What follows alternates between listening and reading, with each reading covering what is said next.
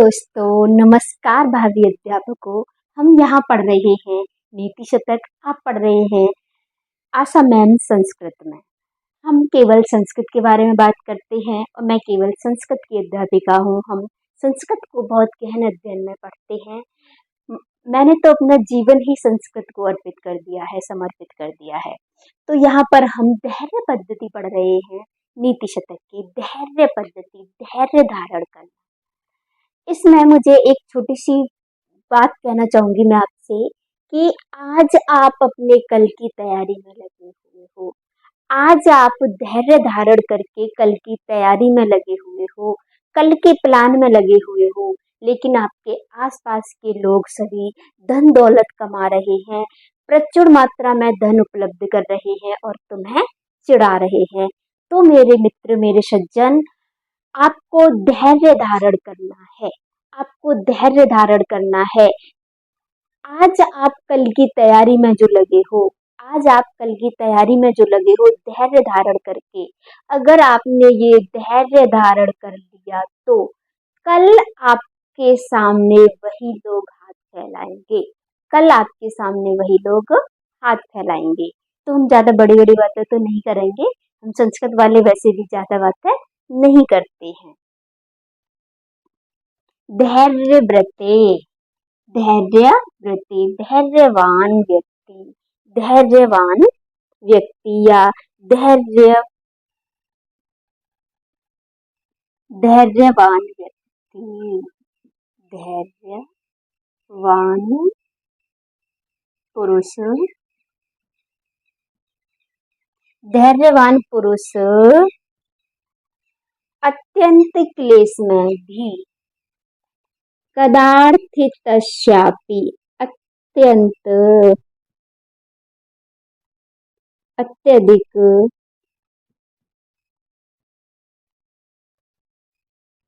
क्लेश में भी, धैर्यवान पुरुष अत्यधिक क्लेश में भी यानी अत्यधिक परेशानी में भी धैर्य गुणम प्रमाष्टुम न शक्यते, धैर्यवान गुण को, धैर्यवान गुण को प्रवाष्टुम मतलब छोड़ने के लिए, न शक्यते नहीं होते हैं, छोड़ने के लिए न शक्यते नहीं होते हैं। शक्यते मतलब नहीं कर सकते हैं। धैर्यवान, धैर्यवान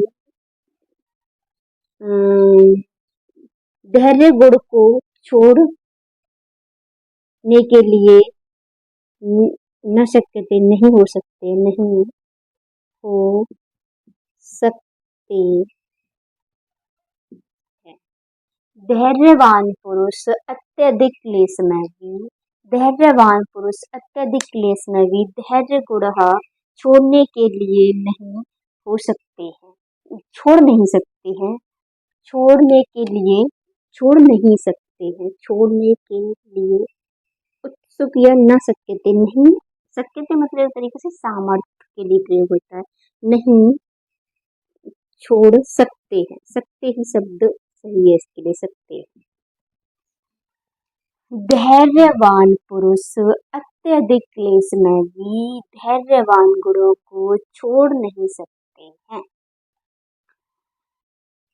वहने कृतस्य, कृतस्य बहने, करके अग्नि, कृतस्य मतलब कर के अग्नि, अधोमुखस्यापि नीचे की तरफ मुख, नीचे की तरफ मुख, अग्नि करके नीचे की तरफ मुख भी, मुख, मुखस्यापि मुख भी, न अधः सिखायाति कदाचिन, कदाचित एव, कदाचित एव, न अधः नहीं, नीचे, सिखा मतलब लो, न याति नहीं होती, न याति, याति मतलब होती है। कदाचित एव कभी भी, कभी भी, कदाचित एव न अधः सिखायाति, कभी भी नीचे की तरफ लौ नहीं जाती है। करके अग्नि जब अधोमुख, अग्नि का मुख नीचे की तरफ कर दिया जाए, फिर भी उसकी जो लो है, उसकी जो शिखा है, वो नीचे की तरफ नहीं जाती है कभी भी। अगर आप मान लीजिए कि ये एक अग्नि जली हुई है, ये एक लकड़ी है और इसमें यहाँ पर नीचे, यहाँ पर अग्नि जली हुई है। यहाँ पर मान लो कि हम एक वो गांव में ज्यादातर दो तीन चीजों के लिए ये प्रयोग करते थे, अब तो नहीं होता है। जैसे खेत में किसी भयंकर पशु का आ जाना और उसे भगाने के लिए एक उपाय किया जाता था। एक बड़ा सा डंडा लेकर के, एक बड़ा सा डंडा लेके उसको यहाँ पर एक बड़ा सा कपड़ा बांधते थे, उसके ऊपर मिट्टी का तेल डालते थे और उसमें आग जला करके उसे उस तरीके से डरा डरा करके भगाते थे। यह एक और चीज के लिए प्रयोग किया जाता था कि मधुमक्खी का जो छत्ता होता है उसमें से शहद पाने के लिए इस तरीके से, जैसे डंडा है, इसमें एक कपड़ा बांधा, वहां अग्नि जलाई और उसके नीचे जहां मधुमक्खी का जो छत्ता है उसके नीचे रख देते थे, जिससे कि सारी मक्खियां भाग जाती थी और शहद वहीं पर रह जाता था। तो खैर हम उसके बारे में बात नहीं कर रहे थे। मान लो ये एक डंडा है और इसमें यहाँ हमने अग्नि जला रखी है, मान लो यहाँ एक कपड़ा बांध के अग्नि जला रखी है। अगर हम उसे इस तरीके से कर दें नीचे, तो उसकी लौ नीचे करने पर नीचे इस तरीके से नहीं जाएगी, फिर भी लपट मारेगी, इस तरीके से चलती है वो, इस तरीके से। जैसे अब ऐसे करने पर तो ये ऊपर की तरफ उठेंगी, लेकिन जब उसे इस तरीके से कर देंगे तब भी वो नीचे की तरफ नहीं जाएंगी, ऊपर की तरफ ही उठाएंगी, इधर इधर चलेंगी, ऐसे चलेगी। कभी भी आप इसका प्रयोग करके देख सकते हैं और आप सभी भावी अध्यापक हैं तो आप ये सब तो देख चुके होंगे प्रयोग करके। अधोमुखस्यापि बहने कृतस्य, नीचे की तरफ मुख करने पर अग्नि का, न अधः नहीं नीचे, सिखायाति लो जाती है, कदाचित एव कभी भी। उसी तरीके से धैर्य व्रते, धैर्यवान पुरुष अत्यधिक क्लेश में, कदार्थी तस्यापि अत्यधिक क्लेश में भी, धैर्य गुण प्रमाष्टुम न शक्यते, अपने धैर्य रूपी गुण को छोड़ नहीं सकते हैं। धैर्य व्रते कदार्थी तस्यापि, धैर्यवान व्यक्ति अधिक अत्यधिक क्लेश में आने पर भी, अत्यधिक कष्ट में आने पर भी, धैर्य गुणा प्रमाष्टुम न सकते, धैर्य रूपी गुण को छोड़ नहीं सकते हैं।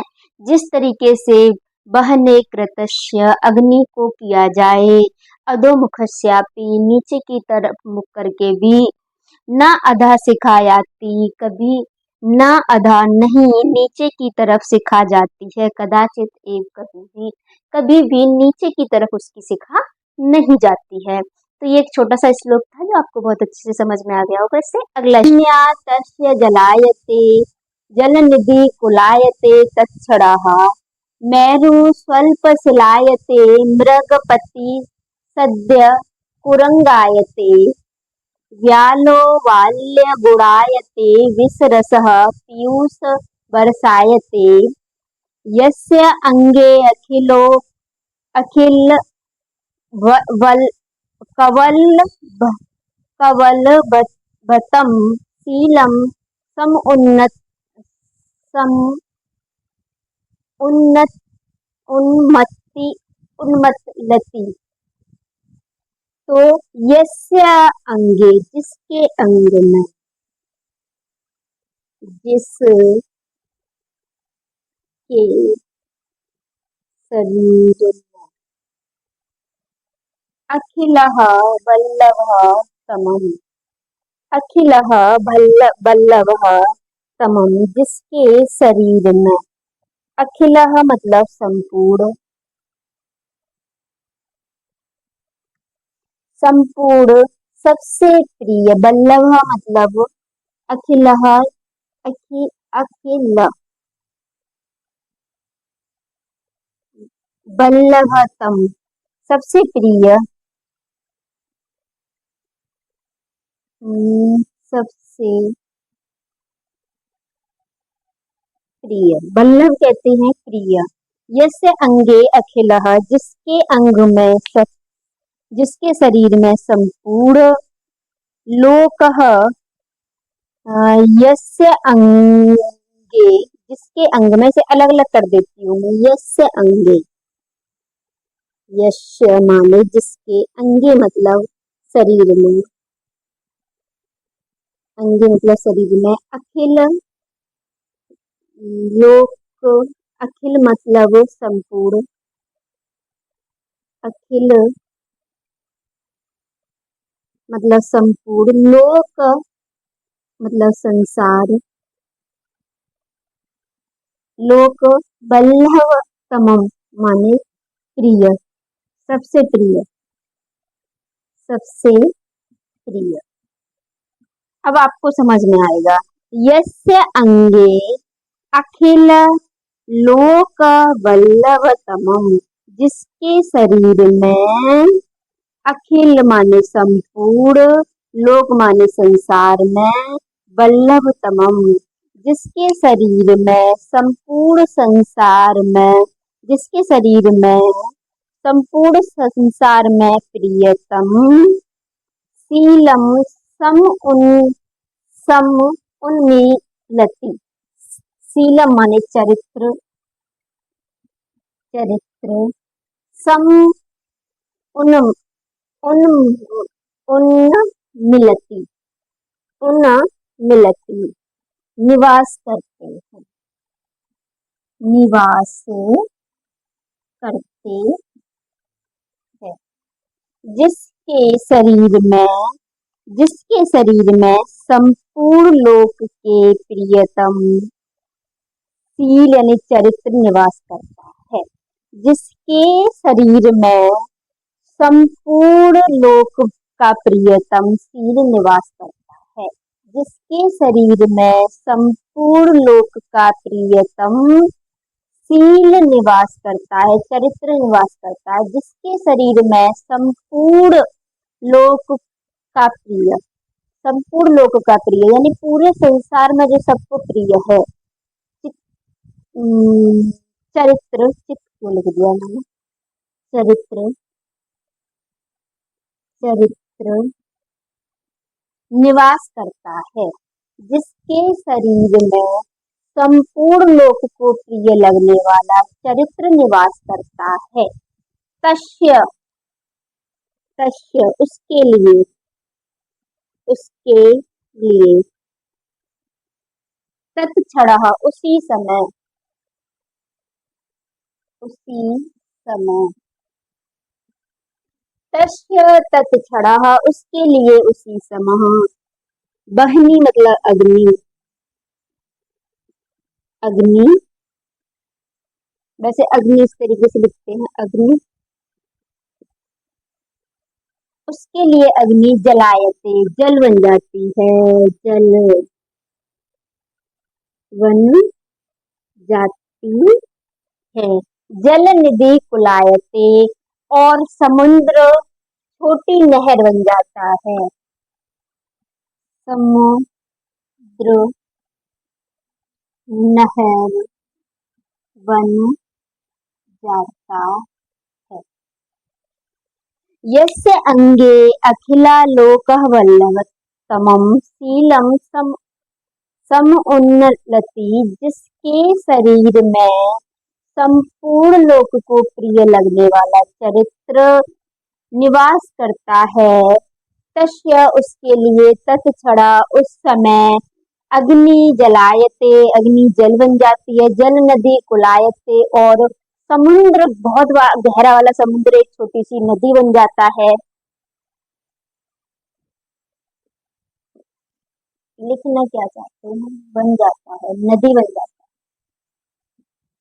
नदी बन जाता है, मेरु स्वल्प शिलायते पर्वत, मेरु वैसे बहुत बड़े पहाड़ को बोला बोला जाता है, स्वल्प शिलायते, छोटा पत्थर का टुकड़ा बन जाता है। छोटा सा पत्थर बन जाता है।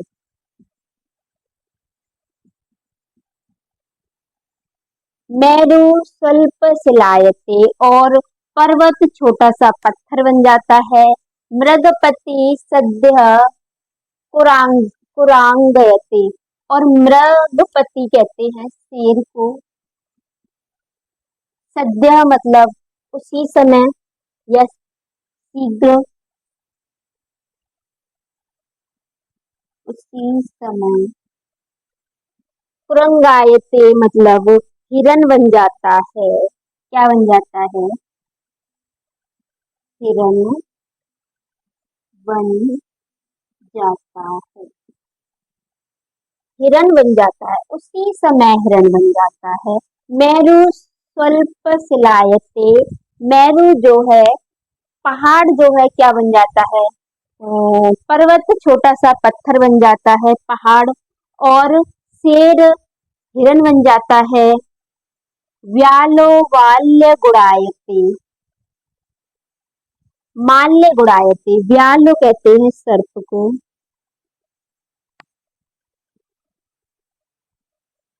माल्य गुड़ायते माला की तरह बन जाता है। माला माल्य गुड़ायते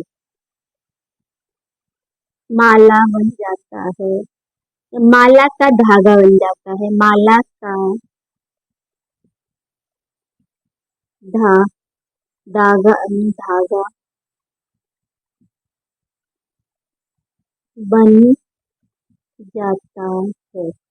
विष रस पीयूष वर्षायते, और विष का रस यानी कि विष, और विष पीयूष वर्षायते अमृत की वर्षा करता है। अमृत की वर्षा करता है। अमृत की वर्षा करता है। वैसे तो छोटा सा श्लोक था, थोड़ा प्रिय श्लोक भी, अच्छा भी है। ये सब चीजें किसको मिल रही हैं? जो चरित्रवान व्यक्ति है, जिसका करेक्टर अच्छा है, उसके लिए सब कुछ अच्छा है। ऐसा व्यक्ति जिसके शरीर में सबसे प्रिय वस्तु, संसार की सबसे प्रिय वस्तु चरित्र रहता है, उसके लिए अग्नि भी जल बन जाती है। जल निधि कुलायते, उसके लिए जो समुद्र है वो समुद्र नहर बन जाता है।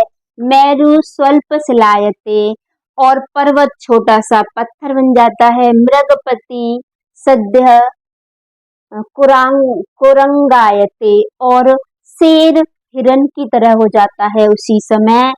व्यालो माल्य गुड़ायते, और सर्प जो है वो माला की धागे की तरह हो जाता है। विष रसा पीयूष वर्षायते, और विष का रस पीयूष बरसाने लगता है।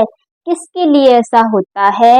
यस्य अंगे, जिसके अंग में अखिलः संपूर्ण लोकः वल्लभ प्रियतमः, संसार में सबसे प्रिय वस्तु निवास करती है, उसके लिए क्या हो जाता है? ये सारी चीजें ये बन जाती हैं। तो इसमें सबसे ज्यादा यदि कुछ है, तो जैसे मान लीजिए व्याल, व्याल माने, व्याल का अर्थ पूछ सकता है कि व्याल माने क्या है। जैसे आपसे पूछ सकता है मृगपति किसके लिए प्रयोग हुआ है, कुरंग किसके लिए प्रयोग हुआ है। मृगपति, कुरंग और व्याल, ये शब्द पूछ सकता है इसमें से। कुलायते पूछ सकता है, कुलायते किसके लिए है, कुलायते माने क्या है। जल निधि और जलायते, ये तो शब्द आपको समझ में आ गया होगा। वहनी भी आप जानते ही होंगे। विसरसा पीयूष अमृत, और यहाँ पर इसका विच्छेद आपको आना चाहिए। और बाकी इस श्लोक में ऐसा ज्यादा कुछ नहीं है पूछने के लिए। कुछ शब्द अर्थ इससे पूछ सकता है, क्योंकि शब्द अर्थ की दृष्टि से ये एग्जाम के लिए इम्पोर्टेंट हो जाता है। तो इससे अगला श्लोक देख लेते हैं।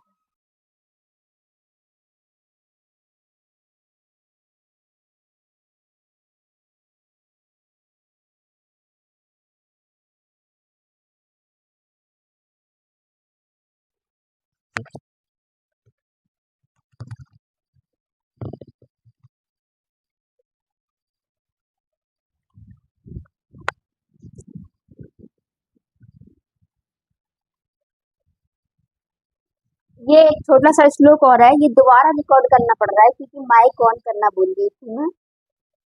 सर्वेषामपि सर्वकारणम इदं शीलम परम आभूषणम।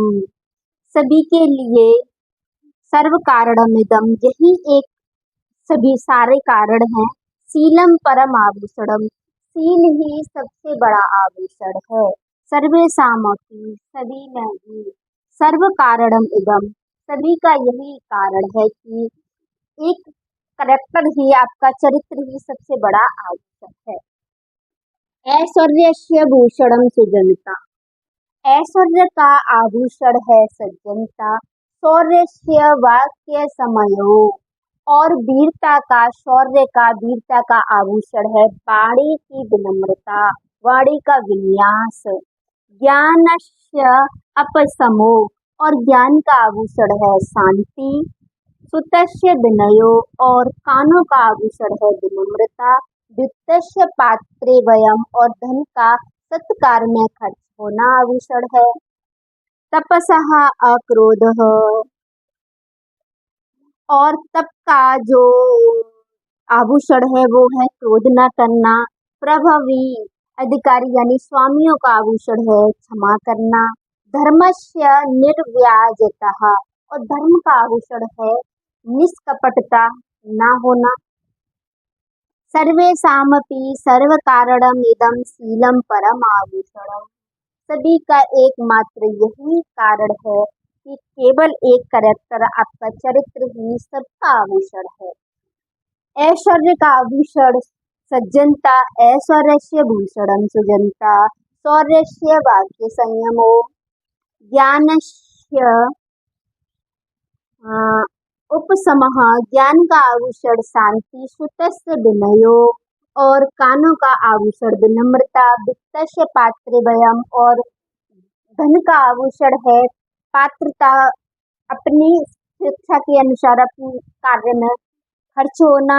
और तप का आभूषण है क्रोध न करना। और स्वामियों का आभूषण है, समृद्धशालियों का आभूषण है क्षमा करना। धर्म का आभूषण है निष्पार्य निर्व्याजता, यानी कि निष्कपटता दिखाना। सर्वेषामपि, सभी के लिए, सर्व कारणम इदम, यही सर्व कारणम, सभी का यही एक कारण है। शीलम परम आभूषणम, शील ही सबसे बड़ा आभूषण है। तो ये एक छोटा सा श्लोक था, आपको समझ में आ गया होगा। एक लास्ट श्लोक आप इसका देख लेते हैं। ये छोटा सा श्लोक है। छिन्नो अपि रोहति तरु, छिन्नो अपि रोहति तरु, क्षीणो पच्यते पुनः च चंद्रः, इति विमर्शयन्तः सन्तः संतप्यन्ते न विलुप्ता लोके। इसका अन्वय कुछ इस तरीके से होगा। संतः, संतः यानी सज्जन, सज्जन। विपुलताम, विपुलताम मतलब दुख के आने पर, दुख के आने पर संतप्यन्ते,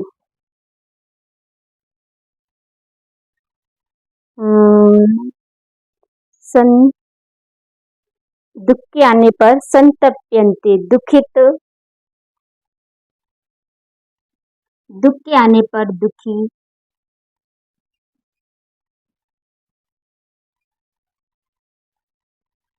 ना लोके, नहीं होते संसार में। संतः विपुलतः दुख के आने पर संतप्यन्ते दुखी नहीं होते हैं संसार में। इति इस विम्र विम्र संतः सोचकर, विम्र संतः सोचकर,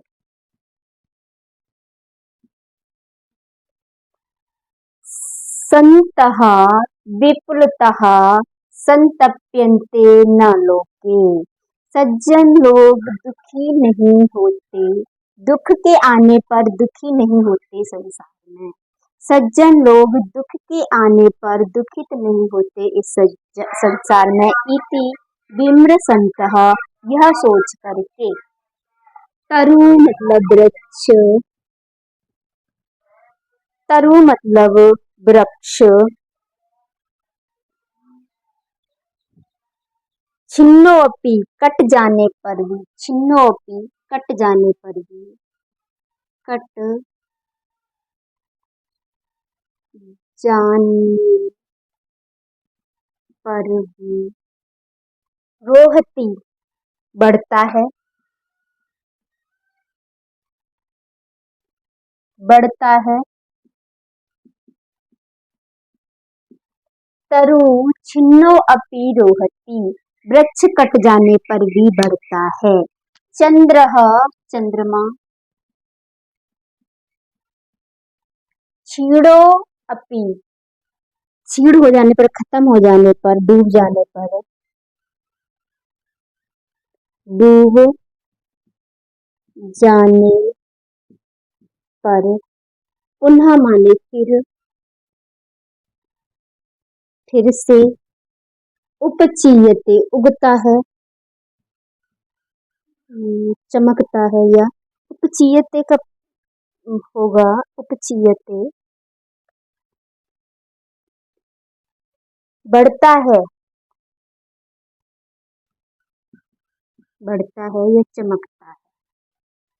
अब इसका अर्थ हम जान लेते हैं। संतः सज्जन लोग, विप्लुतः दुख आने पर, संतप्यन्ते दुखी नहीं होते हैं, लोके न लोके इस संसार में दुखी नहीं होते हैं। सज्जन लोग दुख आने पर इस संसार में दुखी नहीं होते हैं। इति यह सोचकर, विम्र संतः यह सोचकर कि तरु छिन्नो अपि रोहति, वृक्ष कट जाने पर भी बढ़ता है। चंद्रः क्षीणो अपि पुनः उपचिकरोति, और चंद्रमा डूब जाने पर भी, खत्म हो जाने पर भी फिर से बढ़ता है। यह सोच करके सज्जन लोग जो है वो दुखी नहीं होते, दुख आने पर दुखी नहीं होते इस संसार में।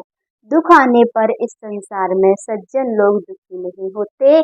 यह सोच कर कि पेड़ कट जाने पर फिर से बढ़ता है और सूर्य डूब जाने पर फिर से उगता है। यह सोच करके सज्जन लोग कभी दुखी नहीं होते हैं। तो एक श्लोक लास्ट रह गया है, उसे और देख लेते हैं। ये आखिरी श्लोक है। इस पद्धति में, धैर्य पद्धति में ज्यादातर तरीके से शील की बात हुई है, चरित्र की बात हुई है। शीलम विलयम न कृतः, चरित्र का नाश ना करे, न कृतः नहीं करे, चरित्र का, चरित्र को नष्ट, चरित्र को नष्ट ना करें, तो क्या करें? चरित्र को नष्ट ना करें तो क्या करें? तो करें, आप यहाँ से स्टार्ट कर लेते हैं। हड़पति मुखे, हड़पति मुखे, शेष नाग के मुख में, शेष नाग के मुख में, तीक्ष्ण दर्शने, नुकीले दांतों में, नुकीले दांतों में न्यस्तो हंसता डाल दे हाथ, डाल दे हाथ।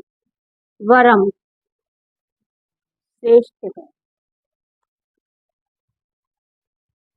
शेष नाग की सूस में शेष नाग के शेष शेष नाग के मुख में और मुख के नुकीले दांतों में हाथ को डाल देना श्रेष्ठ है। शेष नाग के मुख में और मुख के नुकीले दांतों में हाथ को डाल देना श्रेष्ठ है, न कि चरित्र को नष्ट करना। वरम बहिन्यो पात तदपि उससे तो उससे तो उससे तो बरम मतलब श्रेष्ठ है। बहिन्योपतता अग्नि में गिरना,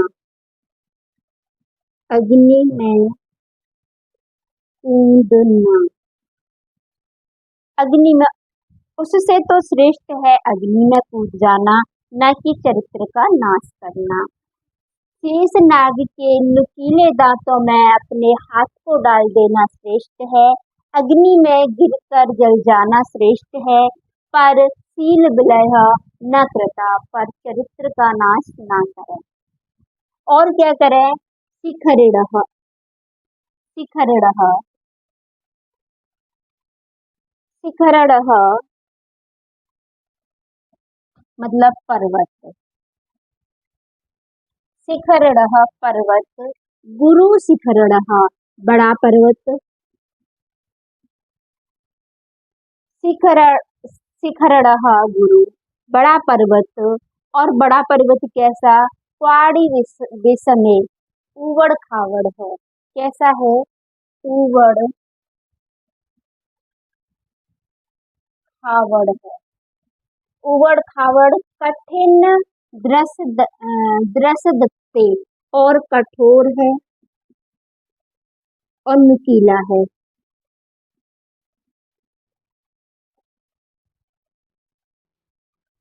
नुकीला है, नुकीला नहीं, नुकीला है, नुकीला।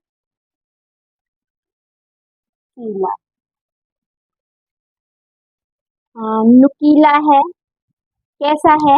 ऊबड़ खाबड़ है, कठोर है, नुकीला है और बड़ा है। श्रृंगोत संगात और शिखर की चोटी से, पर्वत की शिखर की चोटी से, शिखर की चोटी से पतित्वाम गिरना,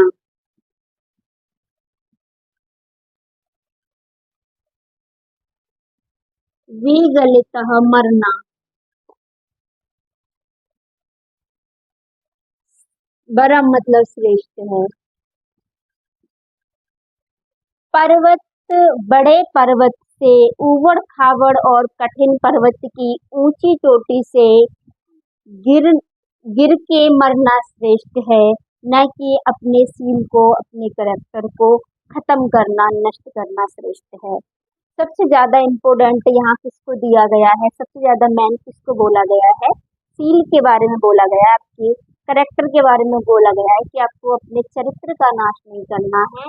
चाहे बेशक आप अपने शरीर का नाश कर दें, अपने आप को नष्ट कर दें तो कोई बात नहीं, अपनी खुद की रक्षा कर ना पाए तो कोई बात नहीं है, लेकिन अपने चरित्र की रक्षा जरूर कर लो। चाहे बेशक आपका शरीर खत्म हो जाए, आप मर जाएं, लेकिन आपका चरित्र का नाश ना हो। मान लीजिए आप किसी आपत्ति में पड़ जाएं, जहां आपका करेक्टर खराब हो रहा हो, जहां आपका चरित्र खराब हो रहा हो, तो वहां पर आपको कुछ भी न नजर आए, आपको अपना शरीर नष्ट करने के लिए भी कुछ मिल जाए, तो वहाँ पर अपने शरीर को नष्ट कर देना चाहिए, मर जाना चाहिए, लेकिन अपने चरित्र पर आँच नहीं आने देना चाहिए। यहाँ पर सर्वश्रेष्ठ कुछ माना है धैर्य पद्धति में, तो वो माना है चरित्र। तो चरित्र को विशेष जोर दिया गया है कि चरित्र ही सबसे श्रेष्ठ है। व्यक्ति का खुद की काया,